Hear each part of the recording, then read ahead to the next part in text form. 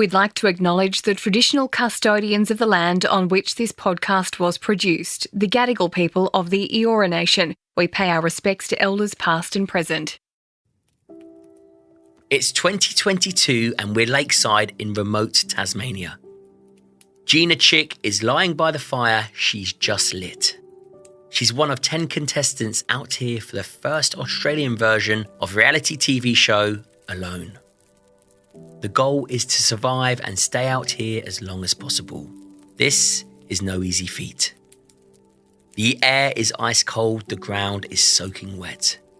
Gina's been here for months, and she could happily stay out here forever.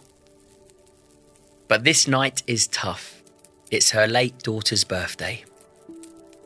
Blaze was just 3 years old when she lost her battle with cancer. Gina breaks down, crying and calling out for her baby girl. Little sick and I miss you. It's a scene that will break the hearts of millions watching. I'm Ant Middleton and this is Head Game. Today, what audiences didn't get to see and how Gina Chick is scaling an endless wall of grief. Gina Chick, I am super excited to speak with you because talk about the epitome of free spirit, of psychological resilience, physical fortitude. You possess all of that. Take me back to your childhood and who Gina Chick is and how she grew up. And because what fascinates me about your story is you've always been this free-spirited individual that's sort of, been super connected with Mother Nature, been super grounded with the planet and with yourself. But take me back to your childhood and your upbringing and what life was like as a child. Well, first of all, thank you so much for that wonderful introduction. And you're right. I have always been what you would call a free spirit. Although it's always the way when you're a kid, isn't it? Like you don't know any different. It's just like, well, that's just the way things are. And for me, I grew up in a family that really was quite unconventional. We spent a lot of time outdoors. My parents are both teachers, and so that just meant we had all of our weekends and our school holidays together. And they didn't have much money, so we would go on epic hikes and bushwalks and camping and adventures. My dad would get a daggy little boat that could barely go putt-putt, but we'd just go out on adventures in it, or he'd make water skis that were so heavy you'd have to drag them down to the beach and then try and pull us up on this crazy little boat. or you'd have to survive by trying not to drown. Well, actually, yeah. I mean, there kind of was a bit of that in my family. There was absolutely this attitude. I think because my father had 3 daughters, and he just grew us up like boys. We never had this idea of boys can do this or girls can do that. We just had adventures pretty much nonstop, and some of them were a little hair-raising, and some of them were quite dangerous. And the attitude that I've ended up with is like, "There's no bones broken, are there? No. And if they are broken, are they sticking out? Okay, no, you can probably walk on that then. I'm good to go. I'm good to go, yeah."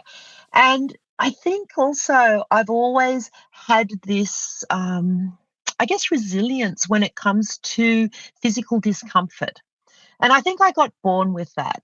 So whenever I would be cold or hungry or things would just go a bit pear-shaped on an adventure, and I think that probably came also from my dad. I know what you mean, because you sort of feel like that's where the journey starts, or that's where the challenge starts. It's like, right, I'm tired, I'm hungry, I'm suffering. Well, guess what? I'm learning about myself. This is actually really exciting, and I'm going to push myself even further. Also, I think that, if you look back at your life, you don't really remember the bits where you're comfortable. You remember the things where you're uncomfortable, and at the time it's kind of miserable and horrible. But if you have one of those adventures with friends where you're all just gutting it through and you're kind of arguing and somehow you get through, and then on the other side you've made it, that becomes a story that is an actual, like a marker for your friendship, for your life. It becomes almost like a rite of passage. Yeah, they're the memories, right? Yeah, Yeah. Hmm. And it's like that was the adventure. And humans don't grow when we're comfortable. There's no growth in comfort, I always say. Yeah. And to me that comes from the wisdom in our hunter gatherer DNA, because for hunter gatherers it's like you don't want to waste a calorie. So if things are comfy, you sit back and go, oh, okay, I'm cruising now. And it just means that we're actually designed not to grow when we're comfortable. We grow when we're uncomfortable, but we live in a culture that pathologizes discomfort. I knew I was going to get on with you, Gina. I knew I was going to get on with you. I love you already. I love you already. I want to jump down the screen and sit by you and have this conversation, but unfortunately I can't. But it's amazing. It's amazing. So you went throughout your whole childhood like this, and your siblings, did they go along this journey with you? Absolutely. We were and are a very tight family unit. And that meant, because again, we didn't really have much choice. It was like, all right, well, we're going out this weekend. There wasn't really the option of like, actually, I'm going to stay at home. It's like, no, everybody, we're all going out together. And so, and because we would do things like, you remember those old tents, the A-frame tents, before you had all this bloody Yeah, absolutely, I stuff, the do. old A-frame. You put the poles in, and then the first wind that comes along that's proper, it bends all the poles, and you end up with the tent landing on top of you. Yeah, Yeah. that was Or you've us. got the poles mixed up. They're in the wrong side of the tent. The tent sort of looks like a tent. That's good enough. We're made do. Let's Yeah, nail it down so it doesn't move. Then all of a sudden it's gone. yeah, and then it's off. So yeah, so my sisters and I, we all went through it all together, and that was just a part of life for us. So I felt at the time, like I said, you don't know any different. So for me, that was just normal. It was only when I got older that I realized that I had quite an extraordinary childhood. Yeah, and it's fascinating when you say that, because it's so true. You are a product of your environment and the people around you. And when did you start realizing that, that this wasn't actually classed as the norm? And when did you start to realize, well, wow, actually, I'm probably a small percentage here that's been through this? Basically, at school, I mean, school is a great leveler.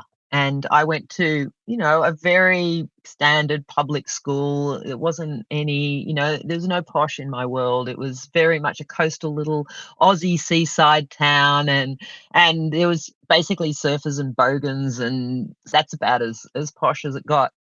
And so it was this real melting pot. And I learned pretty quickly at school that everyone didn't have the childhood that I had. But every day I would come home to this paradise, and I would come home to this incredible sort of family of adventures. It meant that I really had the school life, and then I had the home life. And I think that that home life really did plant the seeds of adventure. And I don't think there was ever going to be an option where I wasn't out pushing the boundaries of things, because I think it's actually in my makeup. Yeah, it was this. It was the moment you left left the room. You were there, thrown into this life of adventure. I love that. Yep, Love pretty that.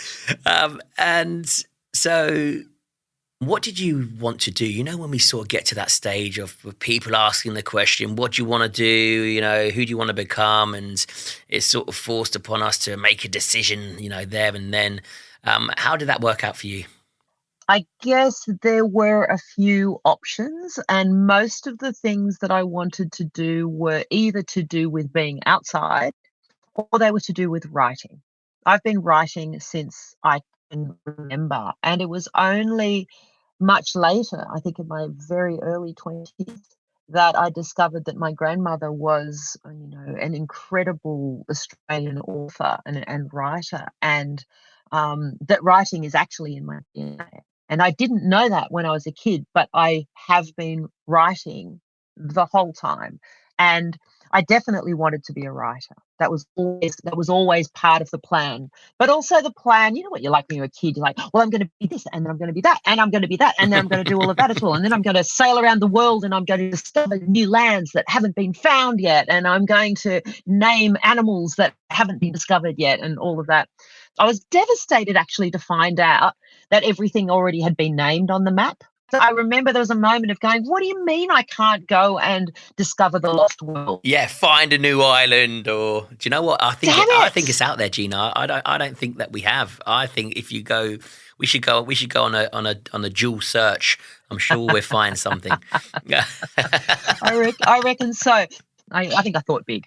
I love what you say about, writing is in our DNA, because we're constantly writing our own story just by going on these adventures. We're not physically there writing them down, but we're writing them in our head. We're writing them in our memories. We're writing them in our, in our DNA. And all it takes for then is just to transfer that onto pen and paper. But you've had this super sort of adventure as a child. Into your teen years, and then you meet a fine gentleman along the way, and you fall pregnant. Is that correct? So I met Lee at a primitive skills school in New Jersey called Tom Brown Jr.'s Tracker School. Like, that was just the biggest adventure ever, and met this kind of cocky Cockney lad who followed me home, so I kept him. Oh, there you go. You're like that. Whoosh, I'm having you. Thanks you very much. Listen, my tracking skills and my survival skills have come in handy. You're mine. I've caught you. Yeah. Yeah, well, I think we caught each other actually, and then, but then yes, then I got pregnant, and 4 days after I found out I was pregnant, I found out I had breast cancer, which was a bit of a shock. And I went on this huge journey of like healing and self-discovery, and ended up having my daughter. So when you fell pregnant 4 days later, you got diagnosed with breast cancer. God, that must have been not only a shock to yourself, but also a really detrimental to your daughter. Did you go through treatment? Was there moments that you were told that you couldn't have the baby? Just take me back to that period if you can. I was advised, because it was a cancer that fed on, hormones, and pregnancy has lots of those, and I was told that I basically had to terminate the pregnancy or I would die. And I threaded a needle with a very small hole with a very fine piece of thread. I found that, I managed to stitch myself through that whole experience, and brought together tools that I'd assembled my whole life to be able to go through that experience and, I guess, not be broken by it. Constantly saying, well, what is the thing that I can do right now? I can't think about tomorrow or next week or next year or any of that. But right now is where I can take responsibility. This is the information that I have. And as long as I was completely present in that, so that in every moment I could make that choice, just that choice, just that choice. Mm-hmm. So I managed to, find my way through, and small commitments at a time, Yeah. right? Like with anything in life, like you said, that time, just adding all of those up. And it must have been incredibly sort of difficult to ignore such sort of, medical advice. But what was it like, knowing this information and then giving birth to Blaze? Well, I mean, birth is a doorway, and birth is a death. And anyone who has birthed knows this. The person that we are before we birth they die in the process of birth. It's like a new creature comes into the world, and we leave ourselves behind in the process, and a new us has to come in to catch that creature. And so for me, I was so present through that whole journey, because every decision I made was life or death. That came to the birth, it was actually amazing and freeing to be able to go, oh my God, I can just birth like a normal woman who's just pregnant. And birth is one of the most incredible experiences I've ever been through in my life, and I'm so grateful that my body knows this. There are so many women who don't get to experience that, and then get to be mothers in very different ways, and are mothers just as much. But the actual experience of birth in my cells has definitely helped sort of create me as a person. Yeah, I suppose it's the most natural, purest form of life, isn't it? It's that whole circle of life. It's so cool. Yeah, it really is. And for me, there was something about like this little creature, and this little creature, where did she come from? Her eyes were open, and I'm like, she's not like, what's looking through those eyes? It's this like mystery that's wrapped in skin, and oh my goodness, that somehow grew in my body. But she is her own person. All of that is like, boo, boo, boo, boo, fireworks, fireworks. Insane. It is. Because I've got 5 children myself, and I remember holding them. As soon as they came out onto mum. Once mum was then just and looking at the eyes, thinking they can't even see me. They can just probably see shadows. What's the little mind going through? How is that little heart pumping? And I've got something that's completely reliant on myself and my wife to survive. Talk about a responsibility. Yeah. It's like, and that made me excited. That gave me the buzz to really want to not only better myself, but to better people around me. So I sort of understand it on a fatherhood scale. But like you say, when that baby's growing inside of you, and you say that you leave a part of you behind of who you were, I can sort of understand that in a way. But to go through that. Not sort of envious, but I'm like, wow, that must be some, talk about the purest form of life, some experience to be able to do that is, especially with the way that you think, Gina, the way that you're connected, the way that you're grounded with the planet. It's I can only imagine the fascination going through your head. I think that humans are designed to search for ways to be in service to something greater than self.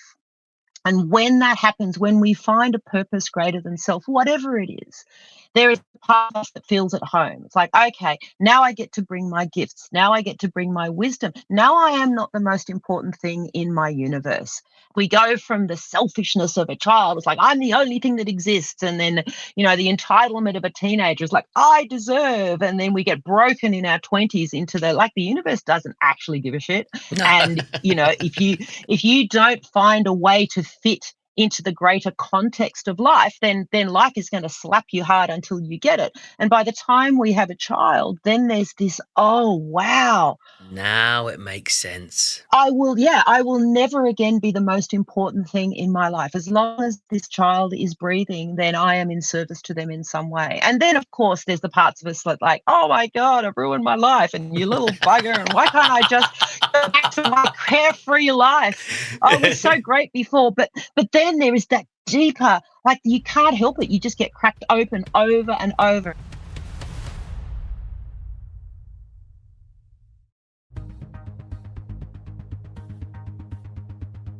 Beautiful Blaze was born, and then I suppose every parent's worst nightmare. I know it would certainly be mine. 3 years later, you find a lump in Blaze's belly. Can you just take me back to when you identified that and how you identified it? Were you playing with Blaze, and how all of a sudden did you come across the lump that was on her belly? If you've ever had a toddler, they've got a big tummy. They just get this big belly, and then they grow out of it. And I just had a moment of seeing her going, yeah, tummy's too big. That's too big. And, just one of those little instinctive moments. And then, come here, let me feel it. And so it was big. Like I felt it's like, if anyone who's ever had cancer, you know how it feels. It's hard. It's like a rock. It's like a stone, and it's like running into a wall, feeling a tumor lump. And so I felt that inside her, and I immediately knew. How big, Gina? To me, it felt like a fist. Like that's in her. It was big. It's all a blur now. I can't tell you exactly how big it was because, so much more happened. But it was definitely the cancer that I had was quite small. It was like 1 or 2 centimeters, but one that she had definitely I was like, whoa, that's not just a lump, that's a rock. And then I knew You knew exactly what it straight was away. because I'd felt it in my own breast. Wow. I'd felt that, thousands of times in my own breast. Like, what's that? Oh, there it is. There it is. There it is. There it is. You know, when you get a hole in when you pulled out a tooth or something as a kid and you stick your tongue in it and you worry at it, or it's the same thing. It's that. Well, there's something there. I'll poke at it and feel it. So you knew before you even took her to the doctors, took her to you knew. So when Blaze was diagnosed with cancer, were you already preparing for the worst? I expect. You actually knowing in your head, or what was going through your head once the doctor sort of confirmed what you already knew. I think. I mean, I did know, but then again, having been through it all myself, I know, and I knew that there's all of the tests. What kind is it? What does it do? Has it gone outside? Is it in the lymph nodes? Has it gone through the body? Is it malignant? Is it this? Is it that? So again, there are probably a lot of people who are listening to this who have been through cancer. And when you have been through cancer, it becomes a hurry up and wait situation. There's a diagnosis, but now we need pathology. So then you've got a test and you've got to sit there and you've got to go do and wait for that to come back.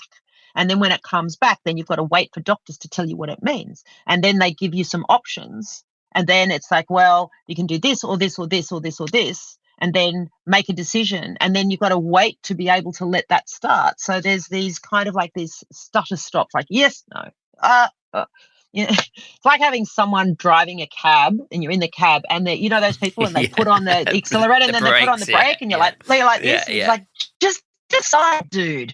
Just like go one way or the other. So I think there wasn't really a lot of room in that moment for really even projecting. It was what information is coming in. And I make decisions based on my logic. Like I will absolutely assemble all of the data that I can, but my ultimate decision comes from my belly, from my instincts. So I'll have my emotions and I'll hold them gently, and I'll have logic and I'll hold that gently. But then the intuitive leap that gets to move through those two things, that's actually how I decide things. So when I was told, you must terminate this pregnancy or you'll die, it's like all the information, all the logic was, yes, you'll die. And my heart is like, oh my God, no. But my instinct just, no, there's a way. And if I stay clear and centered and calm, I know I can find it. But I need to stay clear and centered and calm. So anything that knocks me off center, I need to be able to deal with. So it became a meditation. And there was the same thing once Blaze was diagnosed. It was pretty much the same thing. There's a whole bunch of information and then there's a whole bunch of emotional process. But then there was this, instinctive voice. I trust my gut absolutely, implicitly. Whatever it tells me, that's where I go. No matter what noise is going on, my gut is my guide. When Blaze was born, was there checks? Where they thought, right, you've had cancer. Let's check this baby thoroughly, or was it a case of no, she's clear, and all of a sudden 3 years later you find this lump? The interesting thing about cancer is there are many pathways that cancer can take to express in a body. Some of it is environmental, some of it may be genetic, some of it can be diet, some of it can be emotional. The cancer that I had every test for genetic markers and there was nothing. There was no family history. It was just like, it was a unicorn. It was a lightning strike. The doctors were like, we have no idea. You're healthy, you're fit, there's nothing in your genes. And yet here you are with stage 3, grade 3, malignant breast cancer, pretty much you're toast. and we don't know why. But because there were no genetic markers, there was actually no question about Blaze having cancer. It wasn't that thing of like, because I have cancer, then she will grow it. It doesn't work that way. And then when she ended up with cancer, for me, it was an absolute wild card, and for them as well. And the doctors, they said that we have no idea. We have no idea why she has it either. It's related to yours. It's not related to anything you did. that's just the roll of the dice. Yeah, you say that, the roll of the dice. How long from her diagnosis to when she passed? How long was that? That would have been all up no more than about 6 months. Oh wow! So it took hold and just Yeah. yeah. No, it was really quick. It was really quick. What was going through your head during that 6 months, and was there any hope that they could get rid of this cancer? There was, right? Yeah. So we thought we had got rid of it. Oh wow! We thought it was done. And then it was just like she was here and then she wasn't. Like she was fine until she wasn't. It wasn't like there was this huge, long, drawn out process. She was fine and then she was gone. It was actually really beautiful because there wasn't this long process. We just got to have our daughter and then very quickly she just wasn't here anymore.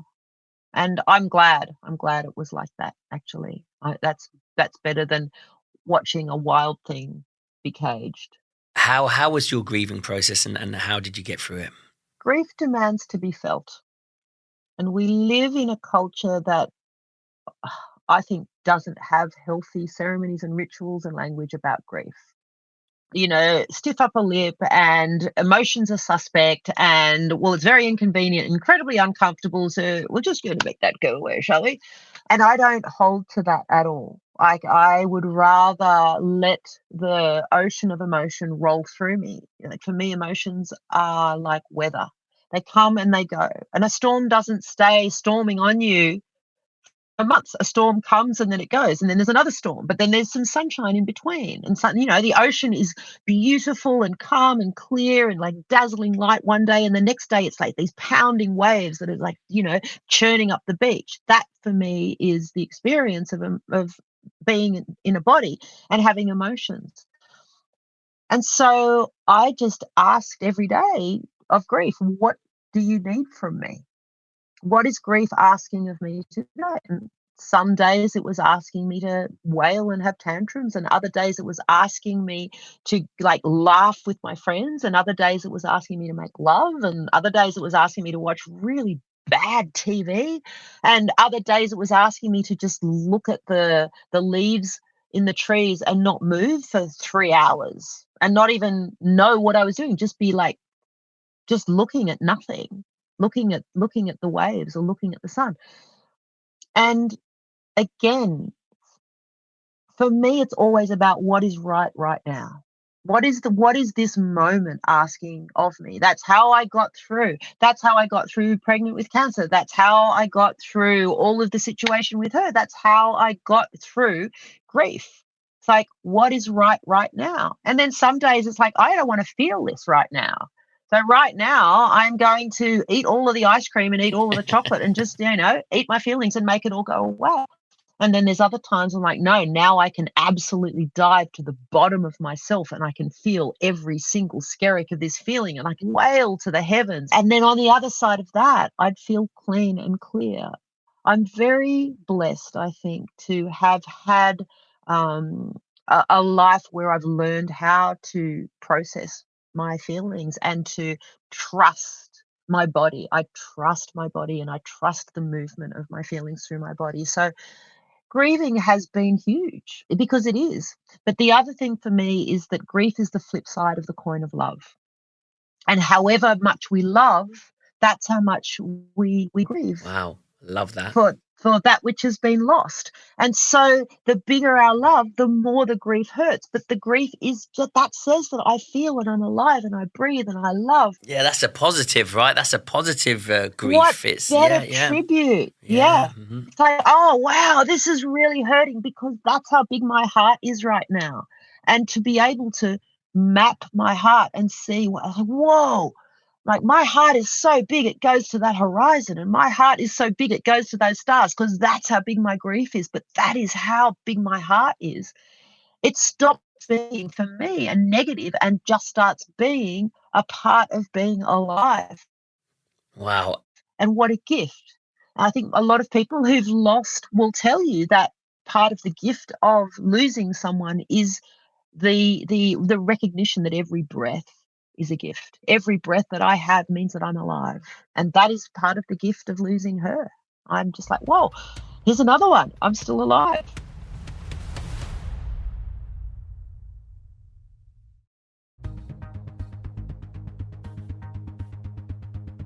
The first Australian version of the reality show Alone pops up. When that popped onto the scene, what was going through your head? And you were one of the 10 contestants on it. How did you go through that process to become a contestant? It was really interesting because I was very judgmental about survival shows. I was like, they're all fake. I'm not interested in reality shows. So people had been telling me for like 8 years to watch Alone. Saying, no, this is different. I'm like, yeah, no, it's not. It's all reality. Yeah, right. And it wasn't long after the pandemic, I think, and I was just kind of doom scrolling on Netflix going, oh, there's that Alone thing. I guess someone had just said something, oh, yeah, I'll have a look. And so I had a look and very quickly went, oh, this is real. There is no film crew and it is real. It's obviously real. This is not scripted. There are no producers. I get it. And so I started binging and shouting at the TV and giving advice and doing all the things that everyone does when they watch Alone. And then I started to have the thought of like, what would I do if that was me? But because it was in the Northern Hemisphere, I was like, well, you've got to be an American citizen and I'm not. And it's all the ecosystems. Because the thing is, it takes about, I would say it takes 2 years to learn an ecosystem well enough to even be able to begin to spin it properly. And the North American ecosystem, I've never survived in that. So for me, the point was moot. And then about 2 weeks after I really started binging, my inbox blew up with people saying, Gina, it's Alone. It's like Alone Australia. And because it had already just taken root in me and I was putting myself always like asking these questions, what would I do? As soon as it turned up in my inbox, I was like, oh, well, I have to do it. It wasn't even a question. I will say that it was choiceless. There was no choice. It was that instinctive, this is the thing, it is the only thing, it is the everything, and nothing else will exist until I am there.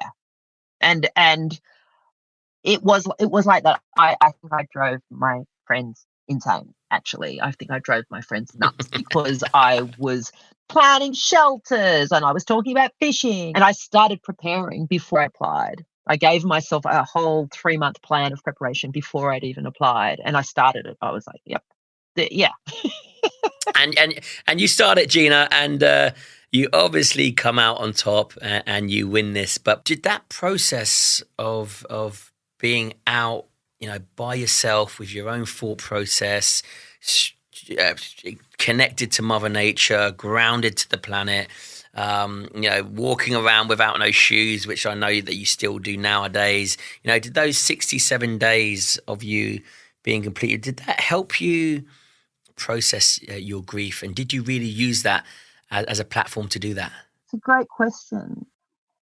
So those 67 days were a quest and a rite passage. Every First Nations culture, every Indigenous culture, every hunter-gatherer culture has ceremonies of transformation where people go out into the wilderness on their own and fast and talk to nature. It's part of our birthright. And I have put myself out on quite a few rites of passage that are based in this kind of a process, this kind of a ceremony. But to go out for 67 days is a quest unlike anything else that I had ever done. And I went out there and I made a vow of veracity. I made a vow to tell the truth no matter what. That the whole cameras, having cameras and filming myself, that this would just be like a little portal. But I wasn't going to second guess. I wasn't going to filter. I was going to have the experience as if the cameras weren't there. And what that meant was that every day I would get up and I would ask 3 questions. I would ask, what are my needs? What resources do I have available to meet those needs? And how much energy do I have left over to make art? And that was it. That was pretty much in that moment. And again, like I have done my whole life, it's like, what's this moment asking of me? And because I was starving and I was freezing and I was surviving, there wasn't a lot of energy available. And I had to make sure my shelter was warm enough so I could conserve calories, so I didn't have to go out and find calories. I had to conserve heat. What are my needs? There were all these very, very powerful and poignant tasks, but they were also incredibly simple. I didn't have to think about what anybody else thought of me. I didn't, like so many of the hamsters that go around and around in our minds as modern humans are about external factors impacting on us, or ways that our power is outsourced, drained, and our authority is outsourced. We live in a culture that tells us that everything that we do is wrong, that we're not enough, that we should be doing something differently. Out there, all of that's gone, just doesn't even exist. And so then this purity of human experience got to rise up. And I got to interact in this very simple way with nature and with myself. So when it came to grief would come and then grief would go. But there's a moment that went viral, and I've seen the clip, and talk about a powerful. And I use the word powerful because, some people can use heartbreaking, some people can use, but it was such a powerful clip. It almost felt that you were in your element. I know it must have been such a hard thing to do, but for me, when I looked at it, I thought, she's present. She's in her element right now. A lot of people might go, oh, she's suffering. And I saw the flip side to it. I was like, she is the all power and all she's just being herself. And that must be really, really powerful. And I don't know if I got that wrong or if I've got that right, but I see a lot of people see the opposite side to it. I didn't see that. I was just like, that gave me inspiration. Oh, thank you. That's really lovely to hear, and it's spot on. Because I have been grieving very consciously for so long, for me, it's not suffering. It's a storm. It's the purest form of yourself then. I saw the purest form of you. Yes. Yeah, it is a storm of emotion, and it comes and it goes. And if I fight it and if I hold it away, then that tension, that's suffering. Because the thing is, I think I've done it so much now, I know it's going to end. I think that what happens with people is stuff comes and we go, oh my God, if I go into this, I'm never going to come out. If I start crying now, I'm never going to stop. If I start raging now, I am going to burn the world.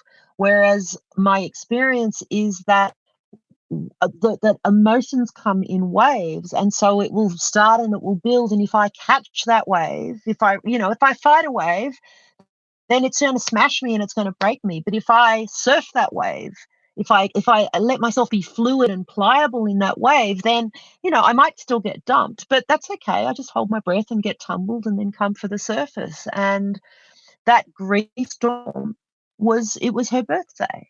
It was her birthday, and I made a fire, and I didn't know that grief storm was going to come until it did.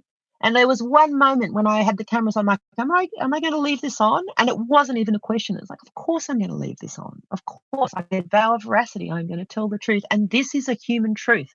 This is a poignant and powerful and archetypal human truth. This is grief. It was such a powerful moment. And once you rode that emotional wave, like you say, did it make you feel better? Did it then allow you just to move on to the next emotional wave? Or how did that make you feel in that moment?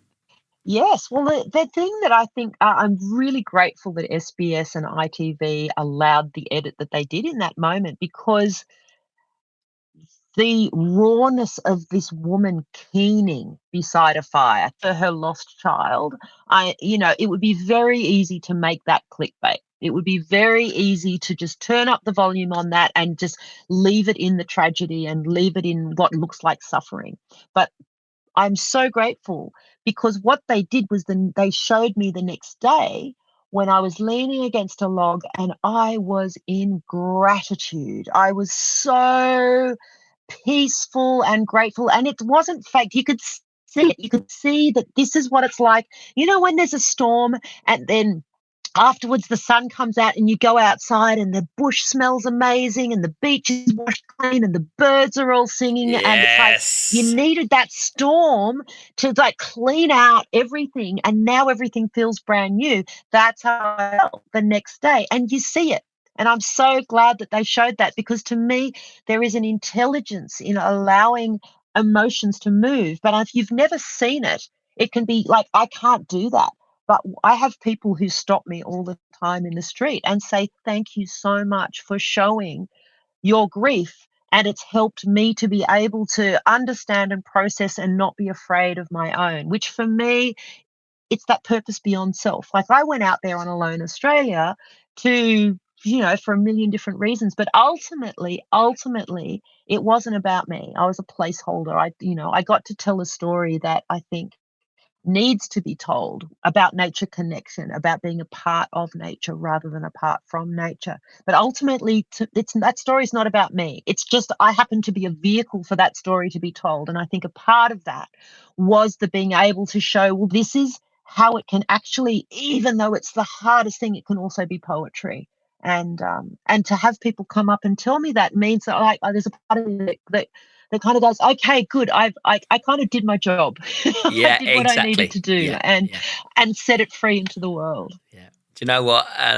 Along with millions of other people, I'm so glad that you did. So since the show, you're running programs now. Could you talk to me about the programs that you're doing, and also just quickly about your life off grid? How interesting is it, and how nourishing is it, and how liberating is it?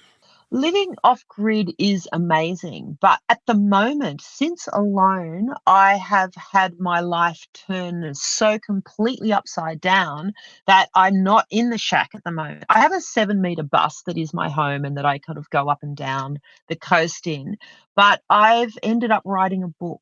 And I've written a memoir, and it comes out on October 2nd in Australia. And as a result of that, I am involved in all of this modern stuff. I'm involved in publishing, I'm involved in designing covers, I'm involved in, there's a book tour coming up. What's the name of your book? It's called We Are the Stars, and it's a memoir, and it's an absolute magic carpet ride. It's a roller coaster. It's like, basically you've taken me through the elements of so much of my life, and it's got all of that. It's got the grittiest and the realest and the rawest, the most silly, the most embarrassing, the most humiliating. It's got all of the possible flavors of a human. I want a signed copy. I will send you a signed copy. I would love to send you a signed You copy. are the Yes. best. Yes. And your programs. Talk to me about your programs as well. Okay, so the programs, it's rewilding, and a lot of people are like, what's rewilding? Well, rewilding is basically